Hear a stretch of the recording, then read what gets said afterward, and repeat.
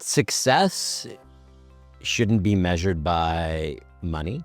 Success should be measured in how you measure your own success. So it's however you define your own success. So I'll even take back what I said. So maybe you want to measure your success by money. So I am not the one to determine your success, but you determine what your success is. But money doesn't necessarily have to be the only measure of success. My biggest takeaway is, and similar when I was there last time, is that as an individual, you need to work on yourself first as an individual.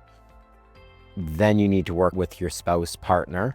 Then you need to work on your children. And as you start solidifying those relationships, you can continue to grow and start helping beyond each circle. So yourself, your spouse, your kids, and you'd be like, well, shouldn't you put your kids first before your spouse? No, you shouldn't, because if you and your spouse aren't aligned, then that's no good for the kids. So you need to be aligned with your spouse and then go to the kids. Then you go to your family. Then you go to your friends. Then you go to your colleagues. Then you can start going out to various foundations, help at the community level, help at the city level, and just keeps on growing until you can make a larger and larger impact. But it just starts very first by taking care of yourself. Don't do things you don't want to do. What I mean by that is, obviously, there's going to be things you don't want to do. But once you've reached a certain level of life experience, I say, because, growing up, you should be doing things you don't want to do because you need to learn about those things and that you don't want to do them. But if there's things that are causing you, that drain you when you think that you have to do it, then just don't do it anymore.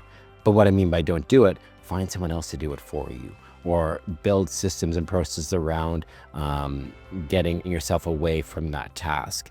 Because we all only have, and it's the cliche, we all have the same amount of hours per day. The highly successful people are eliminating all their draining tasks and only focusing on tasks that bring them energy and the most highly productive tasks to their success criteria. So my recommendation to everyone here, doesn't matter who you are, is that you need to start removing the draining tasks from your life.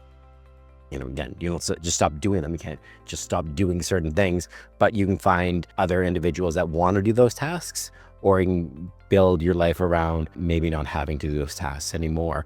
And once you start removing those draining tasks, it's going to give you more energy. And with more energy, you can start focusing on things that bring you success, happiness, joy, energy.